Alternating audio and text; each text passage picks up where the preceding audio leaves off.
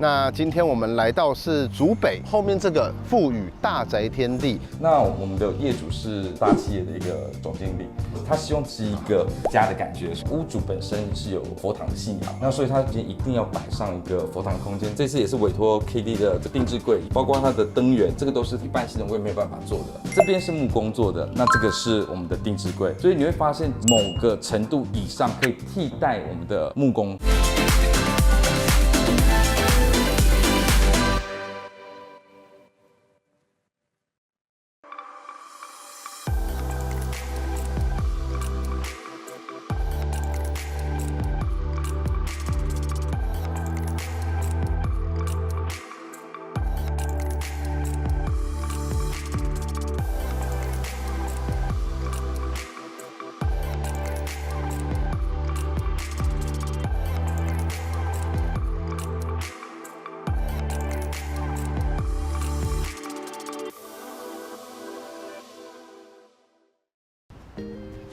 好，各位朋友，大家好，欢迎收看35香赏，我是 Ted。那我们今天住所打造全纪录，很难得，终于来到了新竹。我们一直想要来新竹开箱房子。那今天我们来到是竹北后面这个富宇大宅天地，这一栋已经成屋差不多6年了，基地面积有大约1400平。可以跟大家分享的是说，它属于古典式的城堡型豪宅啊。在台湾来讲，可能10年前这一个阶段是非常流行盖这种古典式的城堡豪宅。那它有几个特色，第一个就是它的暗明啊会修在前面，然后可能会烫金的字样，然后会有一些喷水池在门口。进去其实会有一个花园，两边这个铁门哦，它是一个回车道，它是可以这样一圈的，外面弄得像城墙一样，很多根看起来很粗的柱子，是一个很气派的感觉。大厅也是非常的挑高，面积也大，然后天花板整个是银箔包起来的。那我们今天借到的场地是在他们这边顶楼户哦。全幢156平左右。话不多说，我们直接进到室内跟大家分享吧，走。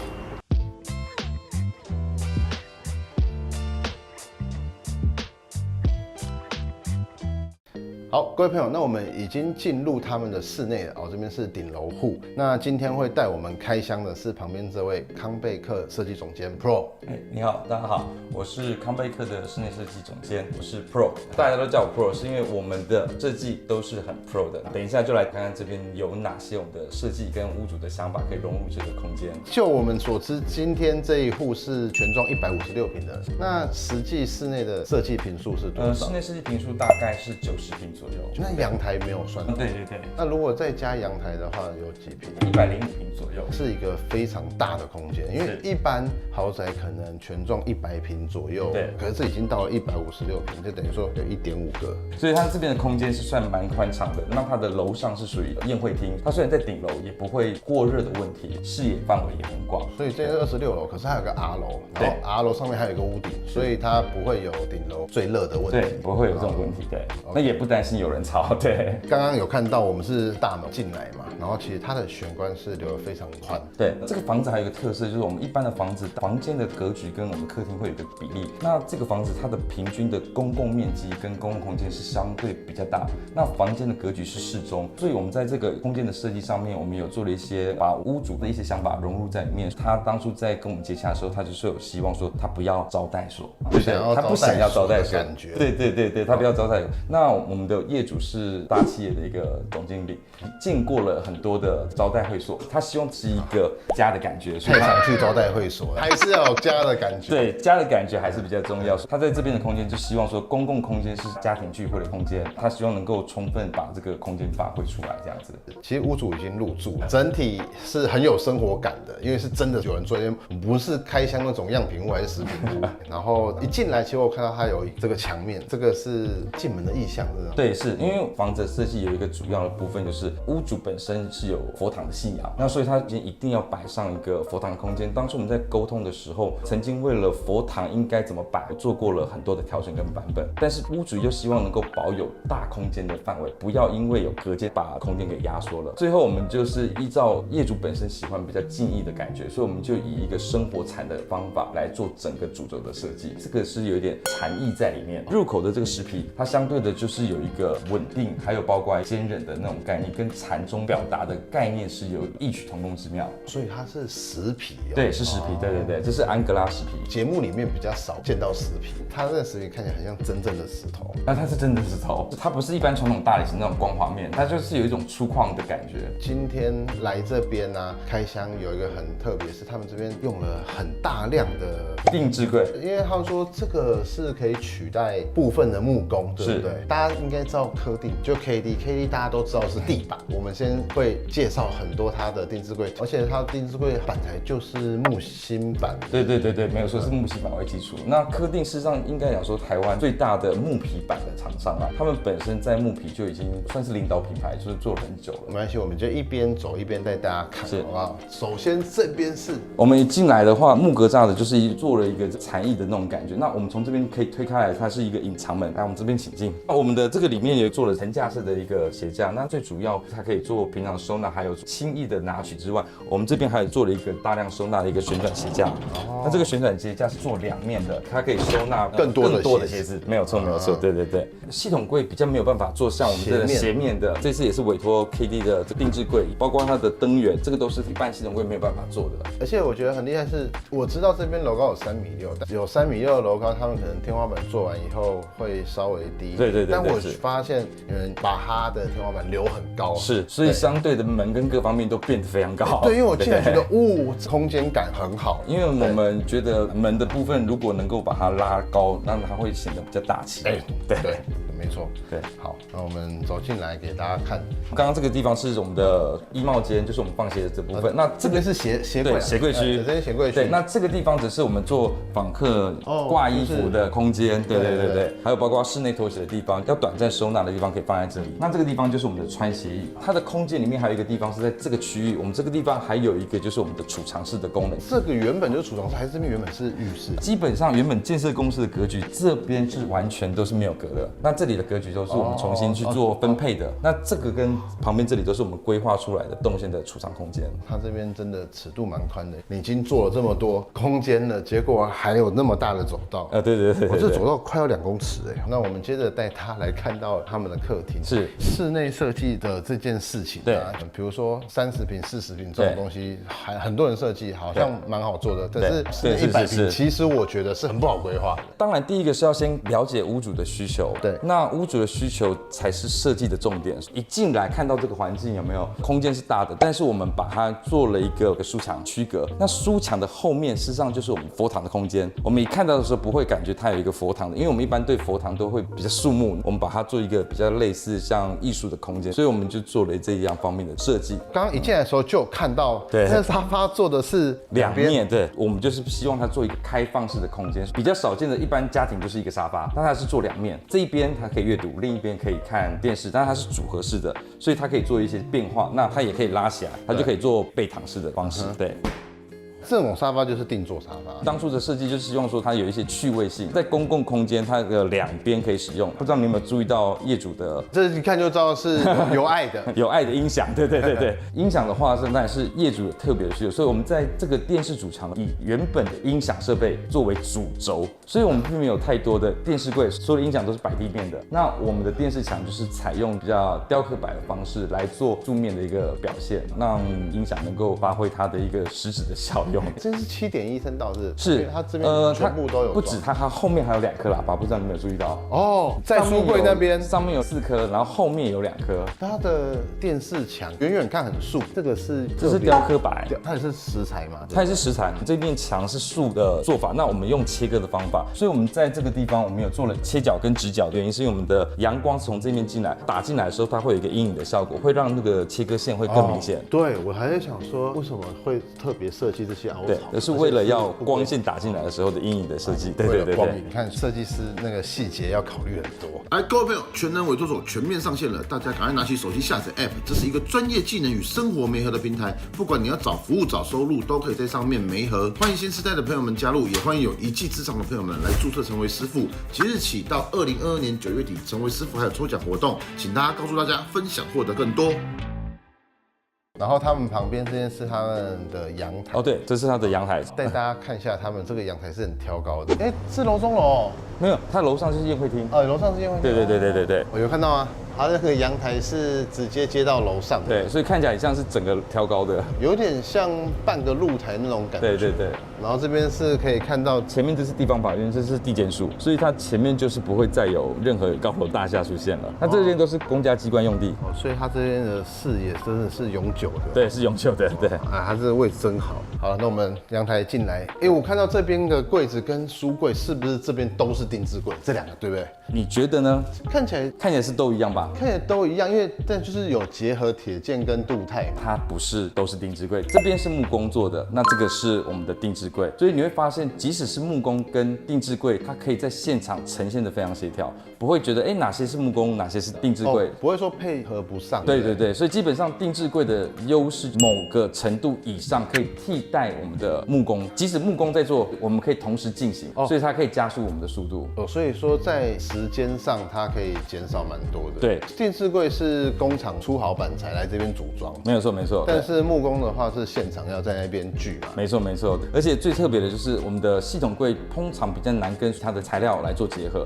那像我们的木工就是可以做铁件，那这边是镀钛金属，那它都可以做相关的结合。这个就是系统柜比较没有办法做到的。下面是这个是展示品，或者是我们这些其他的摆饰，就是我们的收纳空间展示。那还有包括业主本身在获得很多成就的奖项里面，就可以摆在这边。对。所以这边是木作。对，这边是木作，这边是定制柜，这两边都是采用 KD 的涂装，钢刷的梧桐木。你说这个是钢刷，不知道你有没有摸到它的质感，有点粗糙面的感觉，很像那种贴钢刷木皮，就是木做的外面贴的那种木皮。那这种钢刷就会摸起来就感觉会很像天然的，对，实木感。对，木皮要比较厚，它才能去抛出这个纹理。比较流行都是这种钢刷的，那它会有呈现那种天然的质感。我想问说，就是你在自己挑选木皮的时候，怎么会突然选一个钢刷梧桐木？这个钢刷梧桐木就是如同我刚刚一进来的时候有提到说，我们以佛堂的一个概念延伸出来的一个禅意的中心，整个木皮我们希望达到沉静素雅，不希望它颜色太过于华丽，所以我们用一个比较简朴的钢刷梧桐木作为整个设计的贯穿的主要颜色。对，所以说它这边跟佛堂是没有错，它的延伸过去，包括它从廊道，然后到我们的佛堂里面贯穿的颜色都是采用我们的钢刷梧桐木的。包含这边的格栅也是。没错，这个格栅全部都是钢刷梧桐木。这边的佛堂真的很静谧，可是没有那种不协调的感觉。就是我从外面走进来觉得，蛮一体的，不会说像有一些家里到了佛堂那个区域，很像是跳脱出来。对，跳脱那个设计的。设计佛堂，我们也都会考虑到业主的接受程度之外，我们也会把佛堂做一些新的元素设计。这里会感觉比较像一个新的艺术中心的感觉。背景采用硅藻土的背墙。这边会有所谓的焚香，这个就会有净化空气跟调节的功能。对，这样考虑真的很周到。然后这边也全部都是这个柜子呢，也是我们做定制柜，因为我们平常这个空间受限于总宽度，一般的佛桌是会有上下柜的，所以我们在这里面有做了一个活动的下柜，它可以拉出来。对，然后这边也可以做一个抽盘，所以可以做供桌的部分。这个东西都是我们的定制柜去做的，基本上木工可以做的东西，定制柜几乎都可以做得到。好，那这边就是他们主要的客厅跟佛堂。对，没有错。那接着我们带大家来看，它有一个我觉得非常大的餐厅空间，这个很大的厨房空间，这个是用拉电动门。对，这是电动门，为了方便业主进出，还有包括他的送餐的时候，手上拿东西不会再去开门。它就是便利商店的电动。对，就是便利商店的概念，没错。最主要它还可以做冷气的区隔，油烟的部分也比较不容易扩散到我们的客厅空间。它这个也是很好的概念发想，就是它完全区隔客餐厅的。虽然是开放空间，还是可以做独立的空间功能使用，而且它的中岛也在里面。中岛跟餐桌，我们把它做一个结合。那我们左右两侧就是摆我们的收纳光源的设计，大部分都是以做45度角打光的方式，因为这个地方通常要用木工才有办法施作，不管是系统柜或者是其他的做法，没有办法做到我们这种45度斜光。这个也是定制柜的。对，都是定制柜的，它就可以让我们的这个光源打出来，所有的物品还有我们的杯盘看起来会会特别的漂亮，对有光线的辅助。而且这个好是好在就是它往那边打，对那人在这边走动的时候不会觉得刺眼，很像今天的照明很柔和。对，可是它里面的亮度是有的，没有错。这个区它是用这个方形的对线灯做照明，可是到了吃饭用餐的地方，他们就这个很漂亮的，这算这个天花板是 KB 的涂装板，他们现在最主要大概就是2个类别，一个就是涂装板，去年才开始有的叫做 PP 板，它跟涂装板是不一样的，一个是实木的，它是真的木皮，那 PP 板它并不是木皮，它只是仿我们一般常见到的玻璃板或者是美耐板，它只是仿木纹，但是他们的 PP 板安全等级是比较高的。PP 是一个新的材质，最大的差异它是环保跟安全的。那为什么说它是安全的？像玻璃板，还有包括像美耐米这些东西，是含有塑化剂的，基本上它在焚烧可能会散发出一些有害物质。美耐板含有所谓的甲醛、三聚氰胺，那这些都是对我们的人体是不好的。PP 板呢，它是属于食品级的 PP， 相对来讲非常安全的。在欧美跟日本，事实上都已经开始规范所谓的塑化使用的一个材料，塑化含量不可以超过1%。相对来讲，你可以吃，代表它不会太危险。所以刚刚到现在其实介绍了它很多特色，我们总结一下涂装板现在一共有哪些特性？第一个它有防焰，第二个它有防污，然后再来是耐磨、防潮，那它也是抗脏污。基本上这几个功能在我们的室内装修的建材里面都是很重要的特性。对，那尤其是防焰。接着我们去看比较私领域的空间。对，私领域的部分是。那我们参观完公领域了嘛？对，从这边进去就是我们的私领域空间，食材这边开始。对，这我们的食材的界面，钢双梧桐木的界限这边进去，刚好也是做一个交替的一个使用。整体的公共空间的面积是蛮大的，天花板的设计，我们的钢双梧桐木进到私领域之后，它刚好做一个衔接。你有没有发现我们的天花板都是高的？所以你刚刚看到空间的门高度都非常高。对，因为像我们去那餐厅的，对，也是到顶。对，没有错。所以相对这个门的话，会受限原本的高度，所以我们就做了延伸的一个设计，让它整个看起来门片的高度通都往上提了。这间书房最主要的设计概念是业主他在外商工作，为了避免干扰家人的休息时间，所以他的空间就是开会、办公、藏书跟他音乐的空间，还有他的休息空间。窗面其实也非常大，这前后也是全部是定制柜，是全部都是定制柜。然后再是这个是女儿房间。好，我们看看这个房间。比较特别的是，他的女儿她喜欢坐在地板，柜子的部分我们都是采弧度的设计之外，我们用的是爬台木。那爬台木的颜色比较轻，比较温柔。像你有没有看到它的化妆台，还有包括它的窗边柜高度很低，适合盘坐使用的化妆台，是为了它来做了一个这样的设计。而且这边用了大量的圆弧形的设计。对，就是一些柔化的线条，让它跟外面的空间领域稍微有点不太一样。男孩房也是这样吗？没有，男孩房就不一样了。我们来看一下儿子的房间，男孩的房间其实也蛮大间。你可以看到我们的配色跟女孩子的房间基本上就是完全不一样的。房间进来之后，我们面对看到的这个是我们的悬空的一个吊柜跟展示柜，在原本建材格局，它的正对面刚好是主卧室的门，我们把它调整过之后，动线重新分配，可以避免我们阳宅学的一些横对门的问题。对。所以主卧的门是后来移过去的。是的。柜子的部分，我们考虑到它一入口，我们一进门看到床，也会有惊吓到的感觉，所以我们会希望做一个逐格，做一个缓冲。这个地方我们又不希望整个柜子落地的，我们会认为说做一个悬空吊柜，来把它这个轻盈感把它拉出来。那这个地方就是定制柜的优势，一般系统柜是没有办法做悬吊式的柜子做法。比较特别是我们这个地方，我们还做了一个开放式的一个层架，刚好我现在是做2个配色。那基本上定制柜的优势，它还可以做多边的颜色，不管是哪一面都可以单一做。所以它每一面都可以做单一的不一样的。对。那系统柜的话，就是整个全部都是单一色，所以在设计上面也多了一些选择。它的男孩房真的采光也很好，它都是很低台度的窗户啦，采了这个风琴帘来做上下调整，就可以直接遮蔽，保留光线进来。没有错，这也是定制柜做出来的吗？对，是的，没有错，这个也是定制柜。对，基本上跟木工是一样的。定制柜的好处就是它是机器封边，跟系统柜一样。那系统的最大优势就是它是统一标准化，木工的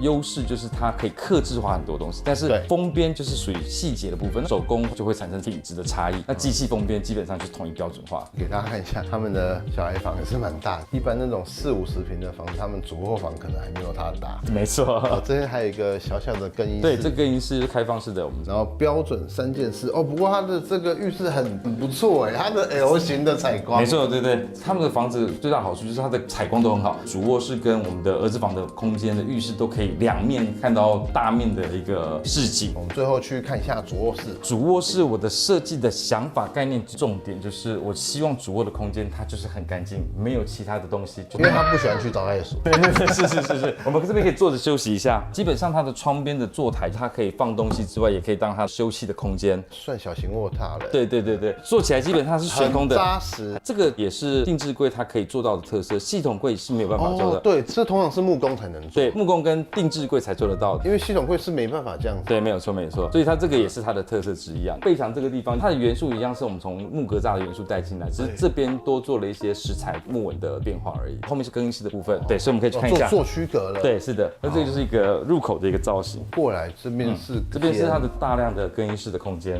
好，那他们的更衣室是一个长形的，因为我们的设计的规划是男主人跟女主人把它分开，那我们的另一边则是我们做了女主人的化妆台跟化妆镜双面的一个镜子设计，月形的概念。这个我知道，看起来很像月亮。对，没错，对。像这个月亮跟我们前面的佛堂也有关联，因为我们有这个水月观音，它的元素是有月亮的一个意象，所以是呼应。对，是。然后你说这边是这边是更衣室，一边男主人，一边女主人的。然后底也是一个卧榻。对，这个地方是卧榻，也是有一个收纳空间，会用到的备品就会放在这个区块。所以这边是通常是毛巾啊，或者是这个卫浴用品的东西就会放在这边。那下面是制衣篮，是污衣篮。哦，污衣篮就放在下面。对。最后进来这边是主卧的卫浴，给大家看一下。哦，它主卧的卫浴哦，这主卧卫浴也是，这个也是要打开一下，这个可以看到外面的风景啊，视景都很好。给大家看一下，哇，这边泡澡应该蛮享受的。而且不用担心有人看到，这太舒服了。对，应该不会那么高吧？对，这泡面没有那么高了。对。哦，然后豪宅主卧标配双面盆是，这边也是全部都分离的。是的。然后这边就是它的浴缸，所以这个也是后来定制柜。是，没有错。好，那我们今天感谢 Pro 带我们参观他的作品。哇，很特别，是他们运用了大量的定制柜。我遇过的很多设计师里面，很多人就是坚持用木工。这次在这个案子做了这样子的选择，对，有哪些考量？应该这么讲，我觉得这是一个因缘机会。那事实上，木工它一定有它的优势，定位就不太一样。但是科定他们最近出的定制柜，这个时候刚好在疫情的时间，我们的木工群是有将近1半的确诊，所以我们那时候就是跟科定沟通，然后来做定制柜，刚好也是他们新的产品线。定制柜的时间事实上可以缩短木作的时间，因为这样子，所以我这个案子才能够在有效的规划跟运用上面符合业主的期待。我觉得效率来讲是还蛮不错的，像他们的 PV 板材质是运用了很多种之外，他们也出了一些新的非木皮的清水膜，那还有包括像皮革纹，还有大理石纹，都是他们新的一个产品。那我觉得在设计上面更多变化，比较特别的地方是拟真度很高。他们的 PV 板是采用日本的拟真印刷技术，当然不能说完全取代，但主要是效率上面，速度可以节省1半时间，就是很惊人了。对。但我想问一个重点，如果今天我们用定制柜全部是木工进来做，成本比较起来，我觉得成本基本上是大同小异。木工跟定制柜的费用应该是趋近相同，但是基本上速度会不太一样。所以我觉得最大的差异是在速度上面。系统柜的限制真的比较多。对，毕竟就是比较经济实惠，但是它的板材它不是木芯板，像我们很多书柜书架用系统柜的经验就是它久了会开口笑，会弯曲。对，这个就是它重量承载的问题。今天跟大家分享科定的定制柜，那当然也有一些他们的涂装板啊、PV 板这些东西，让大家知道说，介于系统柜跟木工，现在不是只有2选1了，对，现在多了一个定制柜，现在多了定制柜3选1，但是也不会很便宜